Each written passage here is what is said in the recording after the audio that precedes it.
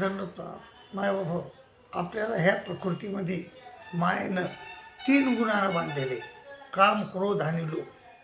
तर काम येश क्रोध येश हा काम हा क्रोध कशापासून तयार होतो?